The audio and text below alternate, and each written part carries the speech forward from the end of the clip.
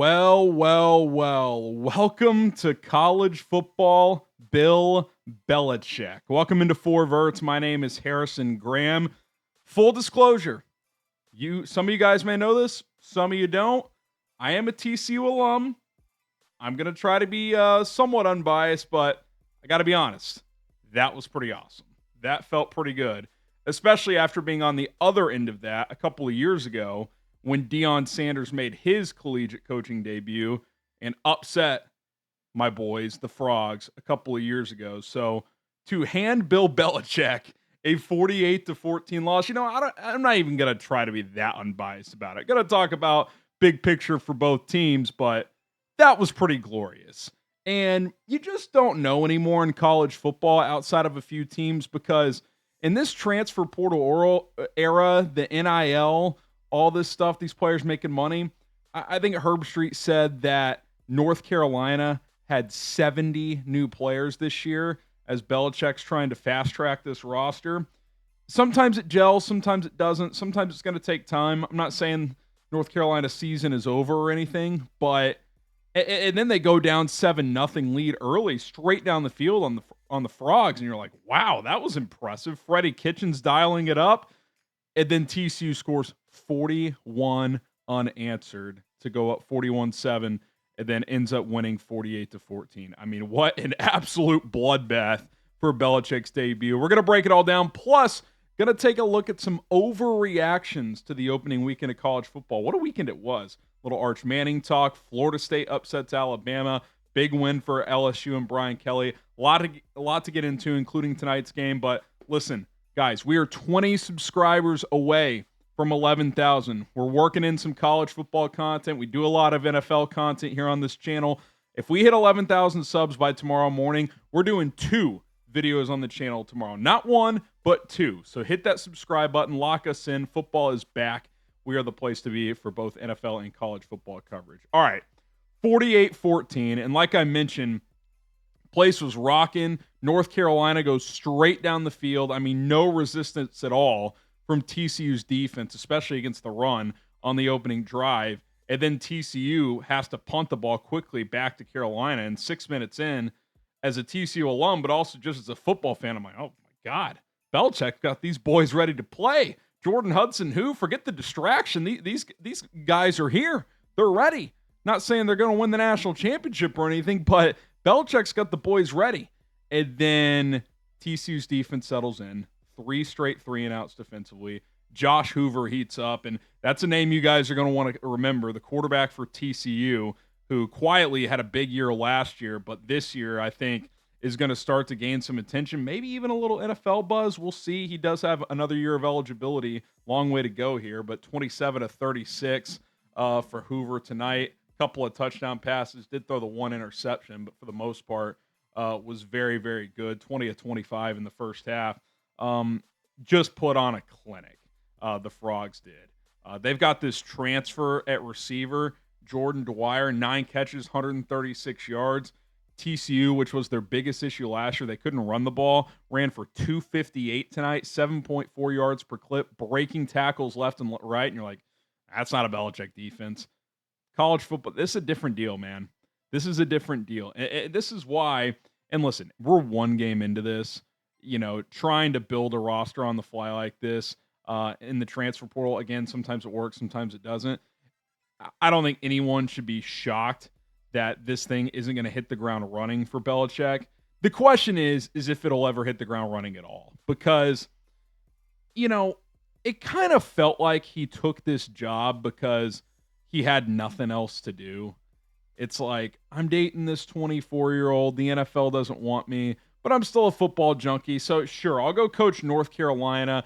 And it's a cool story, right? His dad was the running backs coach back in the 50s or whatever it was, and he goes up there, introductory press conference. I've always wanted to coach college football. It's like, Bill, if an NFL team came calling you, you'd be coaching in the NFL. We don't have to get it twisted here. But hey, listen, I was intrigued to see it. I was intrigued to see what it would look like. And after that opening drive, North Carolina looked like a 3-win team.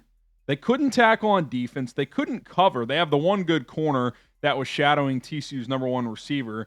So TCU just didn't even throw that way. They just kept picking on Marcus Allen, the other corner, just hitch, out, curl, I mean, just the guy had no answers on the other side. They were peppering them in the run game, especially in the second half. And then TCU's defense, after that first drive, hit Gio Lopez in North Carolina in the mouth. They stuffed the run, and Lopez just turned into a turnover machine. Threw a pick, fumbled. They eventually went to Max Johnson. That's a great story. He almost lost his leg, comes in, actually leads a touchdown drive, but it was man among boys. And look, as a TCU alum, I hope TCU's great. We'll see. I think North Carolina could be pretty bad, though, guys. Like, I looked on that field, and I'm like, I don't know, out of TCU's 22 starters, how many players from North Carolina would take some of those starting spots? 3 or 4? I mentioned the one corner who looked pretty good, who was shadowing Eric McAllister. Maybe another player or two. I don't know if a single player on offense would. TCU just looked faster, bigger, stronger. They were clearly motivated, and they mentioned it on the broadcast that when they talked to Sonny Dykes in the production meetings that, he said something along the lines of, listen, we all understand why it's a big story with Belichick, but our guys feel a little overlooked in this spot. And look, they were pissed a couple of years ago. They were coming off that national championship runner-up, and they played Dion in his first game at Colorado, and as a 21-point home favorite, they lost. So they came out motivated tonight, and they kicked Carolina's ass, and they embarrassed Bill Belichick. Most points he's ever given up in a game, and I get it, college, NFL, these games can kind of balloon at the collegiate level, but that was a dominant performance by the purple and white team, and the sky blue and white team on the other side. I mean, the crowd was empty by mid-third quarter. It was pretty embarrassing. Like, even if it was kind of ridiculous that the point spread was 2.5, 3 points, whatever, TCU has a lot more talent by the eye test than North Carolina. To get run out of your own building like that in Belichick's debut, I'm not going to call it a bad look, but it's pretty embarrassing, man. Like, that was, I don't know. You just kind of think, and you're like, why is Bill doing this? And look, maybe this turns around. Maybe they win 7-8 games. Listen, if they got to a bowl game or better, that'd probably be a success. But, like, I'll get into my college football week 1 overreactions right now. My first one is Belichick just one and done? Like, does he get to the end of the year? They're like 4-8, and he's like, why am I doing this? Like, just go right into the sunset with Jordan Hudson and call it a life. I mean, this is that was a tough scene, man. Like, and by the way, the ACC looks up. We're gonna get into Florida State in a minute. Miami, big win last night. Like, good luck to North Carolina, man. I don't see it for Bill Belichick in college football. I get it. You coach your whole life. NFL doesn't want you. You get this opportunity. North Carolina throws you 3 years, $30 million. Okay, you can run the program how you want. Bring in your buddy Lombardi. Your son can be the defensive coordinator. Yeah, let's keep Freddie Kitchens along too. Why not? It just, they're kind of branding themselves as the 33rd NFL team. We're going to run this like an NFL program. Well, you got to have some NFL talent first. And I'm not sure I saw much of that tonight. So, pretty rough debut for Belichick, and great win for my Frogs, man. I got to be honest. I'm pretty fired up about the boys. Off week next week, then they got an FCS game, and then SMU in a few weeks, then at Arizona State. So that's a tough back-to-back games coming up for my boys. But fun night tonight. Fun opening weekend in college football. Let's get into my overreactions. I mentioned the first one. I think there's a real shot Belichick is one and done at North Carolina. But beyond that, I think we got to talk as I pull up my second screen here. This Kalen DeBoer situation at Alabama, it's a tough one, right? Because I know Kalen DeBoer can coach, but there's a lot going against him right now. Number one, last year, kind of at the last minute, his buddy Ryan Grubb, who's now the OC, ends up getting an offer from the Seahawks to be their OC. So he goes to the NFL. So he's got to pivot at the last minute and change OCs. And it wasn't a good, necessarily an ideal fit with Jalen Milroe. He wants to spread the ball out and throw the ball. Milroe was kind of a read option quarterback. It wasn't a great fit. Some guys left the program after Saban retired. Like, okay, it's year one. Underachieved for Bama standards, especially under Nick Saban. But, 9-4, you still beat Georgia. Like, it wasn't a complete disaster. But the second half of last year, things started to slip. The defense certainly has not been good under DeBoer. And then you go out there against Florida State, who, again, in this transfer portal era, you can turn things around quickly. And last year does feel kind of fluky that they went 2-10, the DJU thing, just a mess. But you get worked 31-17 by Tommy Castellanos and company. And there's a couple clips that have been going around social media. And, sometimes it's kind of like the guy on Twitter who screenshots, how does the quarterback miss this throw? And it's like, okay, you don't know the progression, all that stuff. But, there's a full 20-second clip where a guy is basically walking from across the field instead of sprinting to the football to try and tackle a guy. I mean, if Saban saw that on tape, I think he'd take the guy off scholarship. It was that embarrassing. And I'm sure you guys have seen the clip. But, this just may not be a good fit. And, DeBoer, where was he a coach at? Like Sioux Falls or whatever. And then he goes to Fresno State and then Washington. Kind of these under-the-radar jobs. I mean, Washington's a good job, but it's not a prominent job. It's a top 30-ish job in the country, maybe top 25. It's a good job, but it's not a blue blood. Takes them to the national championship. And listen, when Nick Saban retires, getting Kalen DeBoer, that's a great hire on paper, but it just may not be a good fit. And, what's the old adage? You never want to replace a legend. Obviously, he couldn't turn down the opportunity to replace Nick Saban coming from Washington, even in an NIL era where I think Bama could be at a relative disadvantage compared to what they're used to. It's still a better job than Washington. We don't even need to have that debate. But people forget, and Dan Lanning was a guy they wanted to at Oregon, and it surprised some people that he didn't even interview. And I said it at the time, and I'll say it again. Guys, Oregon's a better job right now than Alabama. Not because of tradition, not because of history, but because they have Phil Knight and unlimited funds. So Dan Lanning has a top 3 or 4 job in America because Oregon has Nike backing. They're a fun young brand that 18 to 22-year-olds like, and they have all the money they could want. That's a better job than Alabama. Alabama's athletic director went on Twitter last year and was basically begging for NIL funding. Now, it's still a very good job. It does not excuse Kalen DeBoer and especially the defenses that he's trotted out there last year and now the first game to just loaf around. But this just may not work, man. Bama fans are already firing him. I think there's a world, and I said this coming into this year, and I picked Bama to make the playoff, and they certainly could still do that. If they miss the playoff, if the guy that they hire to replace Nick Saban goes 0 for 2 in making a 12-team playoff to start his coaching tenure, he might get fired 2 years in. And, I'm not saying that would be the right or wrong decision, but it's just who would have seen that coming? And again, these are overreactions. It's 1 week, but guys, go rewatch the game. Hell, just go watch some highlights. Florida State kicked Alabama's ass. And when I say that, I mean in the trenches. Just hit them in the mouth. Boom. Just lit them up. Offensive and defensive line. It was not competitive. It was not competitive. So I think he's in trouble. Ty Simpson, I don't know if he's the answer. I know Bama fans wanted to run Jalen Milroe out of town. It's be careful what you wish for because, they're not very good on defense. Their quarterback is a decent pocket guy, but he doesn't move that well. I don't know. I think Bama, I think it's still a good program and a very good program. I don't know if it's a top 5 job currently. And I think Kalen DeBoer is under a shit ton of pressure. And I'll say this, the Nick Saban rumors are going to heat up. Remember that report a couple of months ago that he'd be interested in maybe coaching in the NFL? What did I say? Well, what if DeBoer flops? What if it goes 8-4 and they miss the playoff? Would he just go back to Alabama? They would certainly take him. If he reached out to the AD in December, if it was clear Bama wasn't making the playoff, hey, you want me back, I'm back. You don't think they would fire DeBoer and bring back Saban? Of course they would.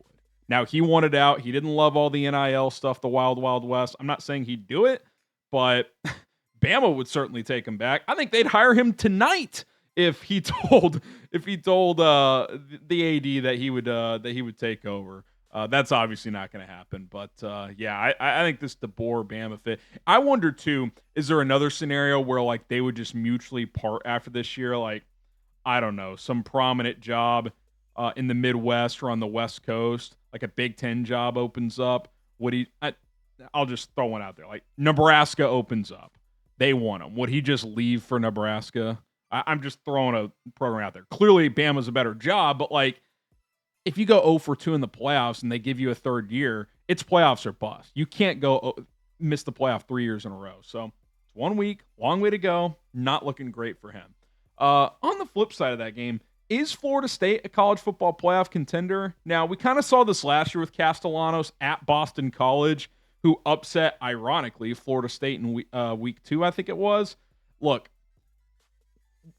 against good defenses that can stop the QB run game, it's going to be more challenging because he's not a drop back passer. Now, he can throw on the move. He makes good decisions, but there's limitations there. I think he went 9 for 14 or something. Like, they want to throw the ball 20 times or less. So you face a good front seven that can contain the run and make him a drop back passer. There's going to be limitations, but they look much better. The defense was flying around. They got a couple of running backs that look good. The O-line looks improved. Castellanos, if nothing else, is a veteran that knows how to play. I need to see more. I don't put them up there yet with like Miami. I know Clemson lost. I think Clemson's in another tier. SMU's still pretty good, but they're probably that third or fourth team right now in a revamped ACC. So definitely intrigued by Florida State as the year goes on. We did a full Texas-Ohio State breakdown. Obviously, Arch Manning flopped big time, did not play well at all. Had a couple of nice throws late, but for the most part did not play well. If I'm a Texas fan, what I'm hanging on to after this opening weekend is a couple of things. One, it might be the best defense in the country. They held Ohio State to like 200 yards, and that was after the offense just 3 and out, turnover, couldn't do anything. Held Ohio State to 202 yards, I believe it was, in their own building. And I think they're going to be able to run the ball. So if you're Texas, if you're Sark, and the next 3 games are cupcakes. I think they have San Jose State, Sam Houston, and like Rice or something. Like 3 no doubt win games. I am trying to get as many reps for Arch Manning as a drop back passer. Because as a pocket passer against Ohio State, I thought he looked like shit. In that game, Sark should have got him on the move more. Get him on the perimeter for some options where he can throw on the move or use his legs, because that's where he's most comfortable. But the next 3 weeks, get him reps in the pocket because he's got to improve there. Because, look, their ceiling as a team is how good Arch Manning can be. If Arch Manning is just kind of this up and down roller coaster, they probably will still be a playoff team because of their defense, but they probably won't win the SEC, and their ceiling is probably like making the quarters or maybe what they did last year, making the semis. But if Arch can improve and get better throughout the year, their defense is even better than last year. I still think they have good skill guys. Offensive line could be a bit of a work in progress. They had to replace both tackles, but the defense is going to keep them in basically every game. It's going to come down to Arch improving and Sark calling a proper game for him and what the opponent is asking to do, because I thought he did a poor job of handling that Ohio State game, and obviously Arch himself just didn't play that well. So I still think there's a lot to be hopeful for Texas, but it's going to come down to Arch at the end of the day, and he's got to play a lot better. Okay, last one. Biggest win of the Brian Kelly era at LSU. Feels like a pivotal year for him down in Baton Rouge. They took down Clemson 17-10. Garrett Nussmeier played fantastic. Thought he outplayed Cade Klubnik. Obviously, both defenses were good. And here's what impresses me about LSU. Number one, Nussmeier is tough as hell. We knew that coming off last year. I feel like he's taken a step. And 2, it's 1 game, but it looks like for the first time since Kelly's been there that LSU has a defense. And if LSU has, let's just call it a top 25 defense. It doesn't even need to be like, a peak Les Miles top 10 defense with, Tyrann Mathieu and Patrick Peterson. Top 25 defense. Good defense. With Nussmeier at quarterback and the weapons they have offensively and have had for years now, that might be the team to beat in the SEC. Now, Georgia's still in the mix. We're not punting on Texas entirely, but they've got the best quarterback in the conference outside of maybe DJ Lagway. We'll see at Florida. But the most seasoned veteran quarterback, Nussmeier. Defense looks improved. And we know they always have elite weapons offensively, at least in recent years. This could be the year for LSU, especially if this is more of a developmental up and down year than people were expecting. Texas has a better defense than LSU, but I think LSU's offense is so much better than Texas's right now. I would pick LSU on a neutral field tomorrow if they were to play. I'd be pretty fired up if I was an LSU fan, because that's the key too when you schedule a game like that in the non-con. And LSU's been in a lot of these in recent years, and they've lost them. It doesn't kill you if you lose, but if you win, it is so huge. If you're an SEC or Big Ten team and you schedule a tough week 1 or week 2 game non-con and win it, it increases your margin of error so much in this 12-team playoff era. Like, LSU could lose 2 games. If they go 10-2, they are a lock for the playoff, because they will have a non-con win against Clemson, and just over the course of an SEC schedule, they're going to have 2 or 3 more good wins. So winning that game against Clemson, you know what it really does is you can afford like an upset loss now. You could lose to, kind of like Bama did to Vandy last year or something like you can overcome that. Ideally, you don't want to do that. I'm sure LSU's goal is to win every game and win the SEC and the national championship, but it just increases your margin for error. So I think LSU's sitting in a pretty good spot. And then, not going to hit on it too much, but big win for Miami last night. I thought Carson Beck looked pretty good. He looked pretty good in Shannon Dawson's offense compared to Mike Bobo at Georgia. I thought he looked comfortable. C.J. Daniels bailed him out that one time on the one-handed catch, but I thought he looked good. They can run the ball with what's the running back's name? Fletcher. He's a good player. Couple of good. Tony, the receiver, he looked good. And their defense, again, kind of like LSU, doesn't have to be elite, doesn't have to be a top 10, but just can't be a disaster. Last year, Miami and LSU both had embarrassing defenses. But if they're just top 25, top 30 units, they're going to be able to score points because they both have veteran quarterbacks and good offensive coordinators. So I think both those programs feeling pretty good after the opening weekend of college football. All right, that is going to do it for us here on 4 Verts. Appreciate everybody for tuning in. Again, we are knocking on the doorstep of 11,000 subscribers, so hit that sub button. And if we hit 11,000 K by tomorrow, we will do 2 videos. So subscribe, and we'll see you soon.